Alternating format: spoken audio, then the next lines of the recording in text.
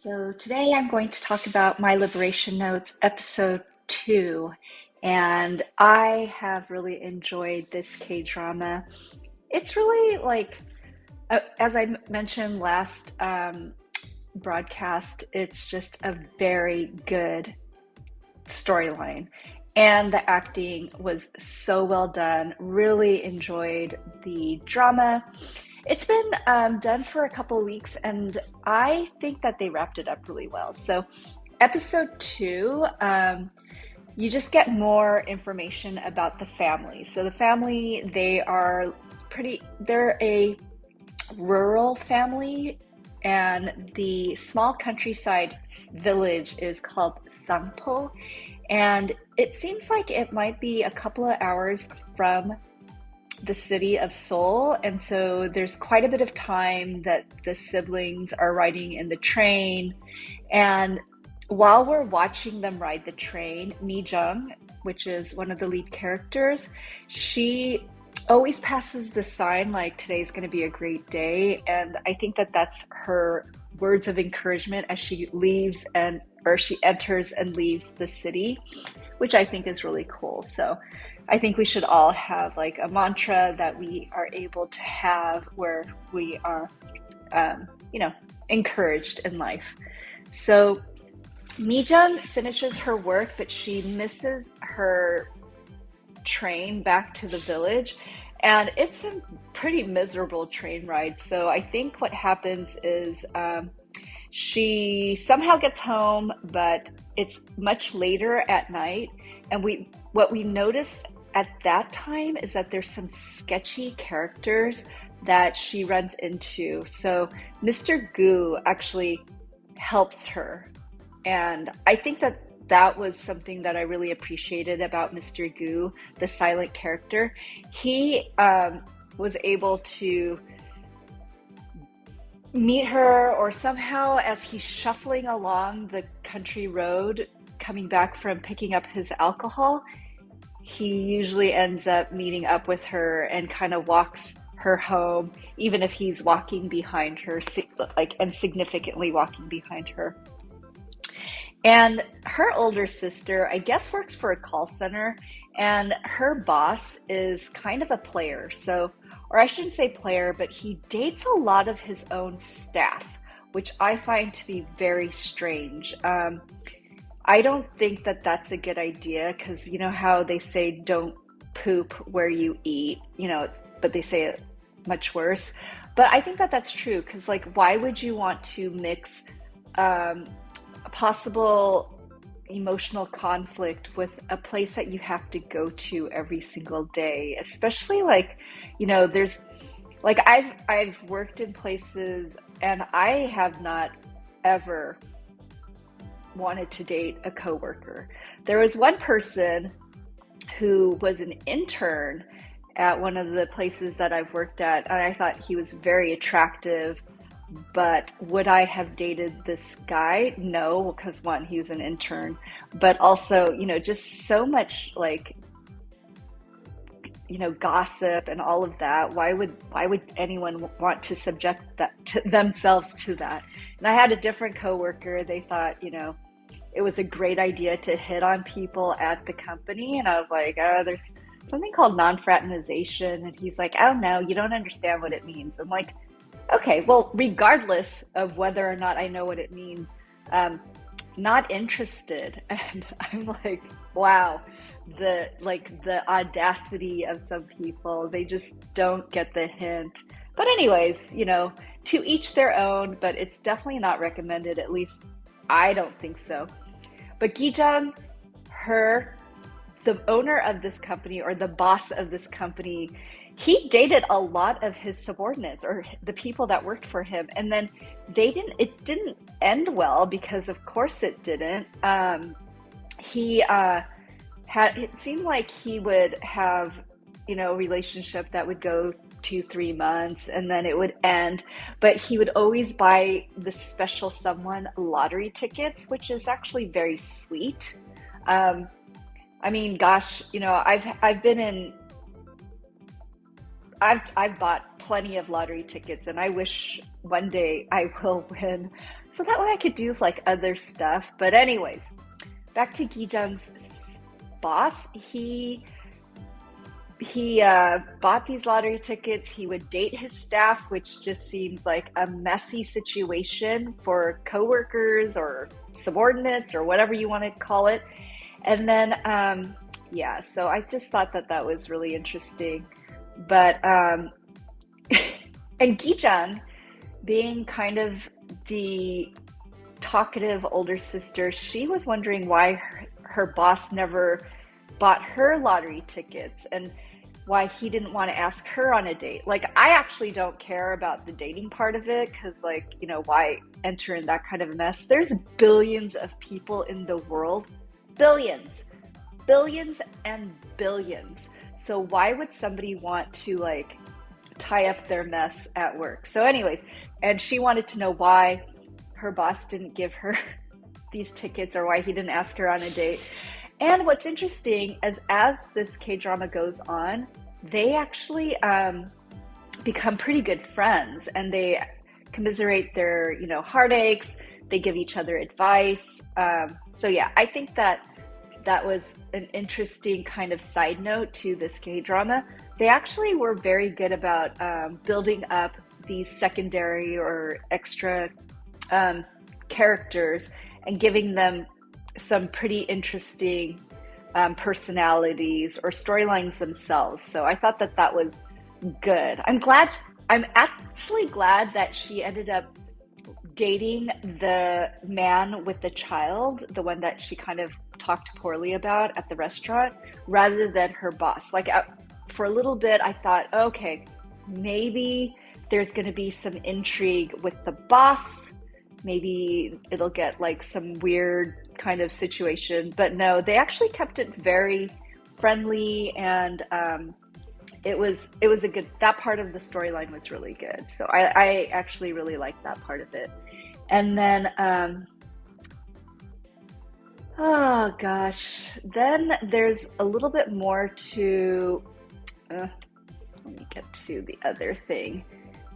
So, oh, Mijung. There's another part of Mijung's story. So that's where we get to how Mijung loaned her former boyfriend quite a bit of money. She actually took a loan out so that way her then ex-boyfriend that to give him a lot of money so that he could start his own business.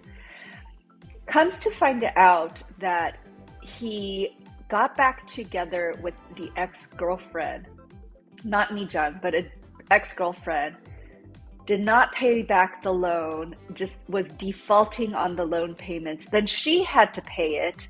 The bank was going after her for payment. It was going to ruin her credit. And so that was possibly why she also wanted Mr. Gu to worship her and to date her sincerely and all of that. But I didn't think that that was, it's just not a good idea to loan money to individuals. That's what banks are for. And, you know, big point, if the person cannot get a loan through the bank, then that means they possibly don't have good credit, which means they may not pay the individual or the friend back. So I just don't think that it's a good idea to loan anybody money, friends, family. There is a bank, there is like a lot of payment options, there's different interest rates. I think that that's just a much better idea. And I think maybe there's something in the Bible or just something that I've read where it says that you don't loan people money. You can either afford it and gift them the money, or you just don't do it, because it's just, I think one thing that I've seen where it, and especially in Korean dramas, there always seems to be like these swindlers. There's always a swindler in a Korean drama, somebody who got swindled out of their home. Like they seconded a rental agreement or a loan, and they put their home for collateral because of a family member or a friend wanted to do some kind of business, but then the friend or the family member runs out on them and then their home gets taken away. It just happens so many times in Korean dramas that I kind of wonder why people still do that. Like that boggles my mind. And maybe they just have like, I mean, it is also a Korean drama, so it's not real life. The other thing that I find very strange in Korean dramas, and I don't think they do it anymore, although I've seen it in very recent Korean dramas, those little bank books with the signature stamp or um, the little signature stamp where if you have those two things, you can basically take all the money out of the bank. I mean, certainly, that just doesn't, I guess there's nothing secure in the world, especially with like all the things that you see in the news, like Russia, the hackers, the anonymous hackers going after things, and what's been going on in the cryptocurrency world. But yeah, just that little book with somebody's like name insignia stamp, that just seems like once you see that in a Korean drama, you're like, oh, something bad is going to happen. So that's also kind of interesting. The other part of it is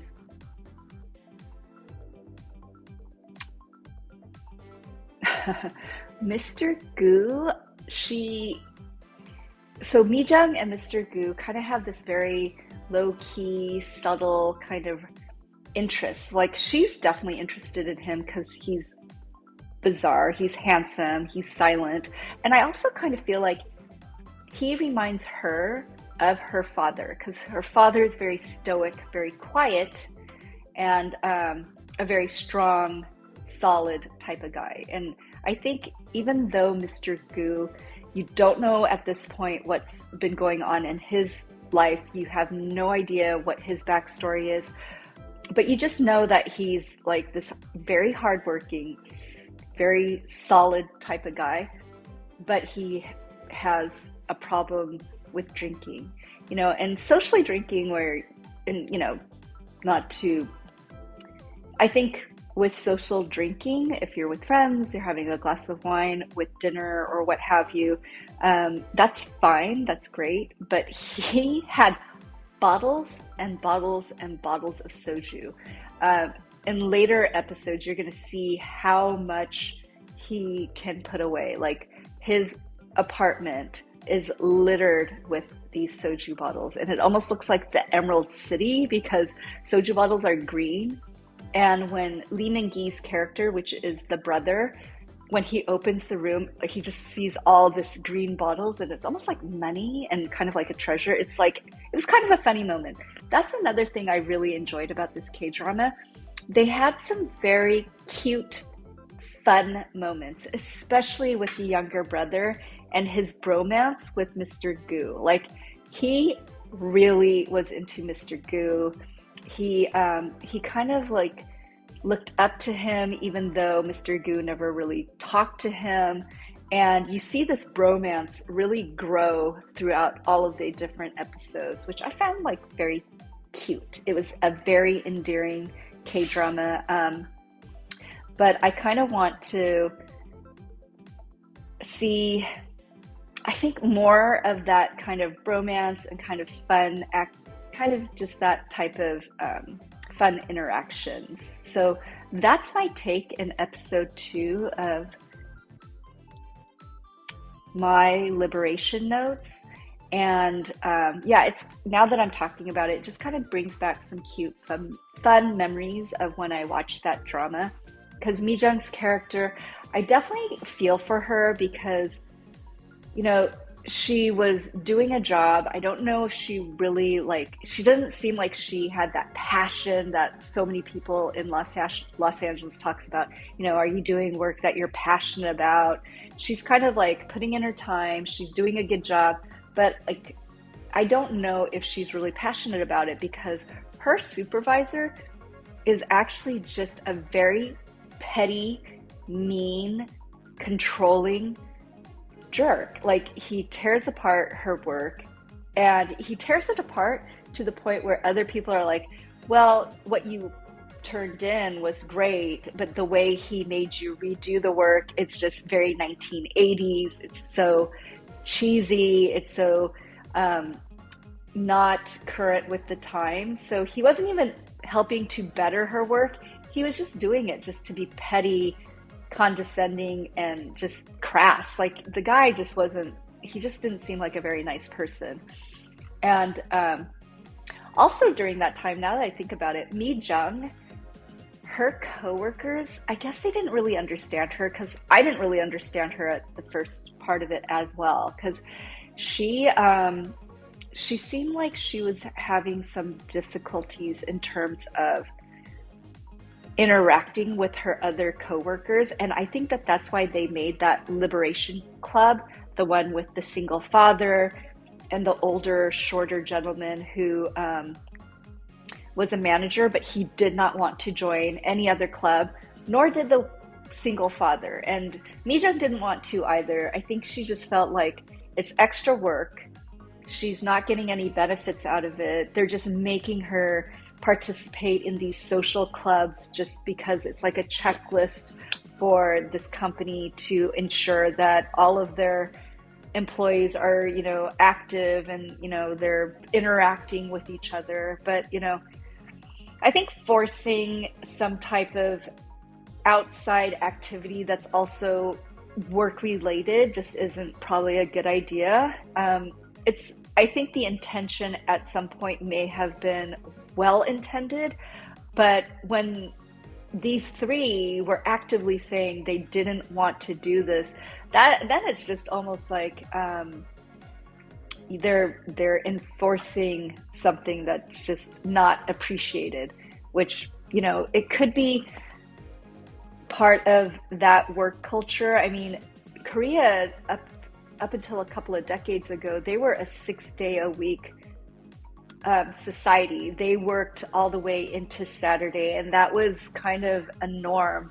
And I remember in the news that they were saying, well, now that we have Saturday off, I don't know what to do at that time. And people were actually complaining about having Saturday off because now I don't know if they got their income cut because of the extra day that was missing, but they were complaining because now they had this extra day of leisure, but for people to have fun, and it does cost money to, possibly go to a restaurant or go to the movies, amusement park.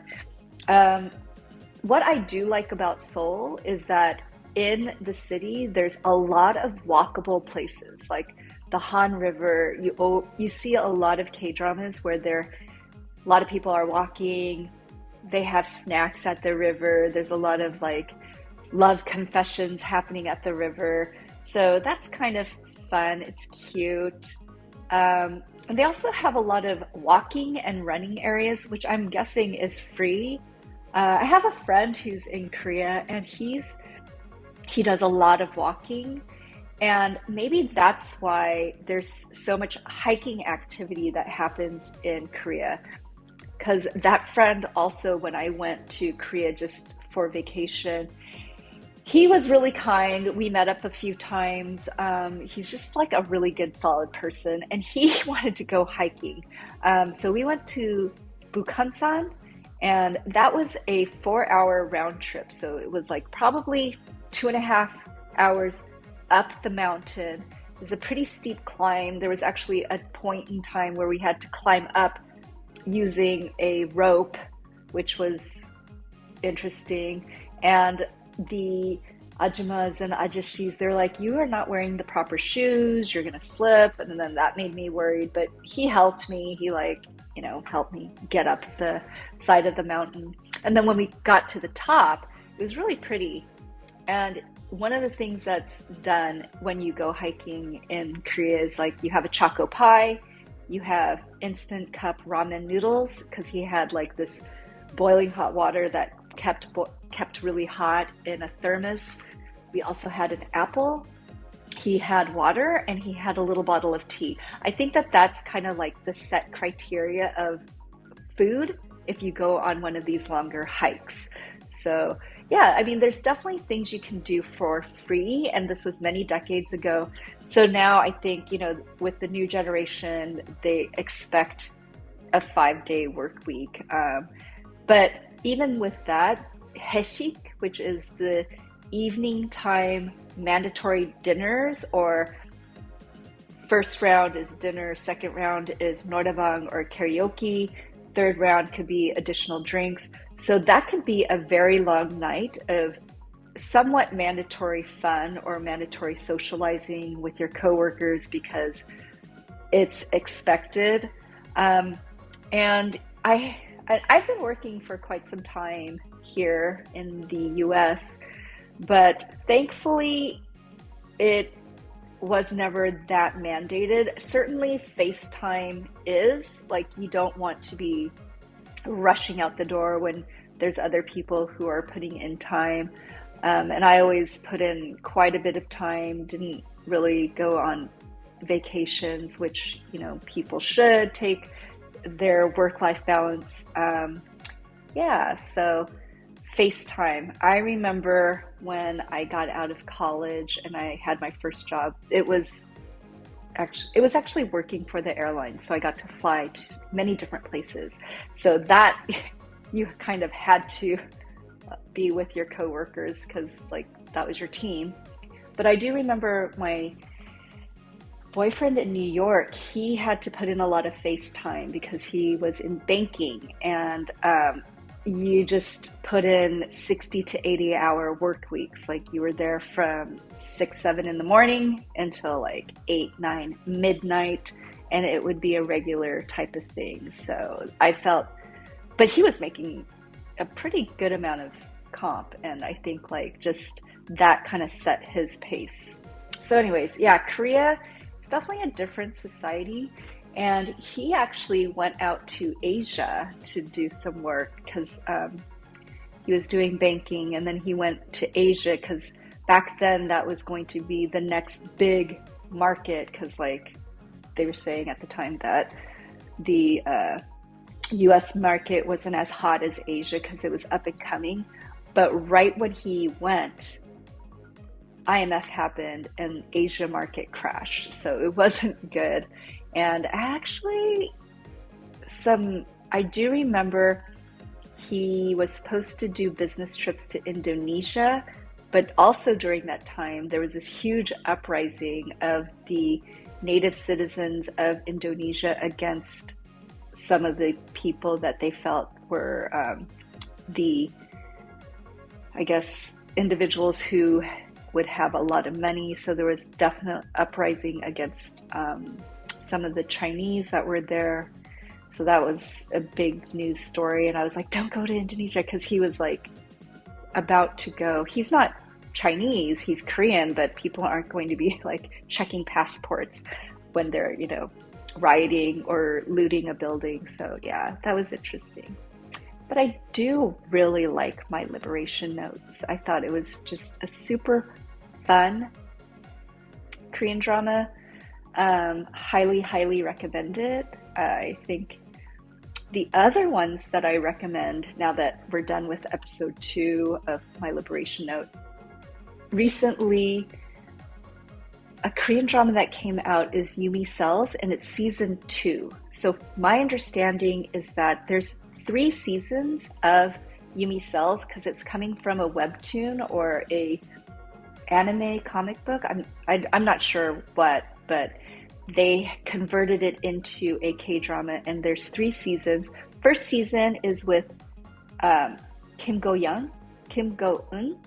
She was in The King, Eternal Monarch with Lee Min-ho, and she was also in Goblin.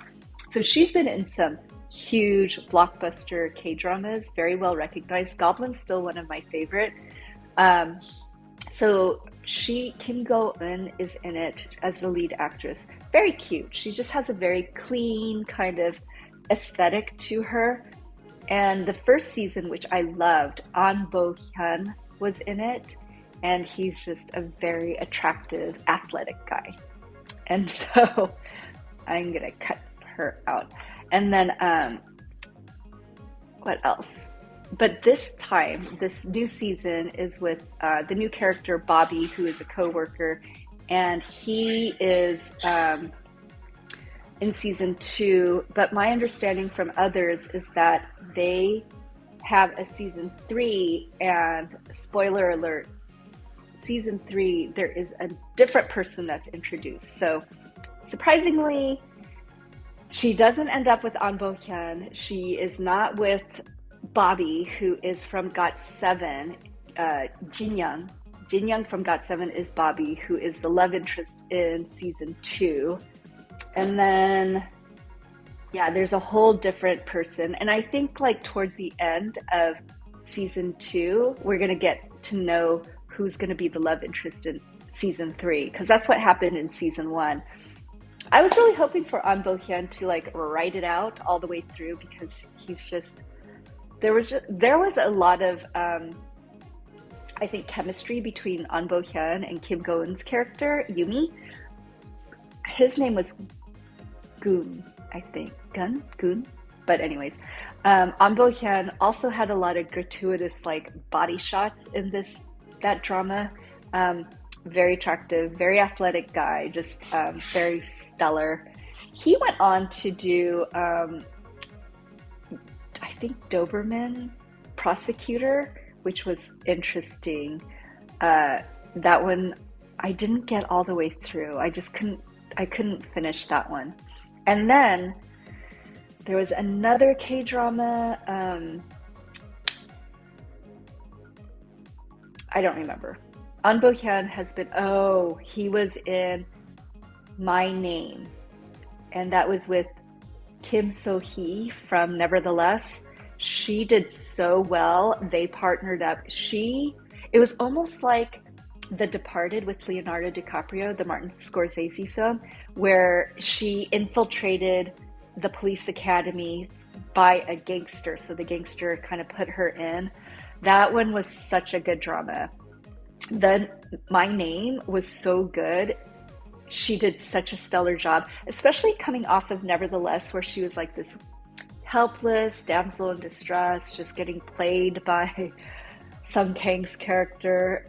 But in My Name, she really just destroyed all of her enemies. And her number one enemy was, at one point, spoiler alert, was the person who put her into the police academy.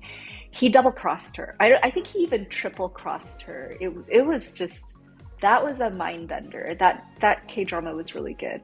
So I highly recommend My Liberation Notes, episode 2. I think all of the episodes were really good. I also recommend Yumi Cells, season 1, and I'm just catching up with season 2. And then the other ones I'm watching, Shooting Stars, that one's cute. And I'm watching a lot. But yeah, I think that is where I'm going to end this drama introduction to My Liberation Notes. And let me know if you have any questions in the comment section below. Thank you.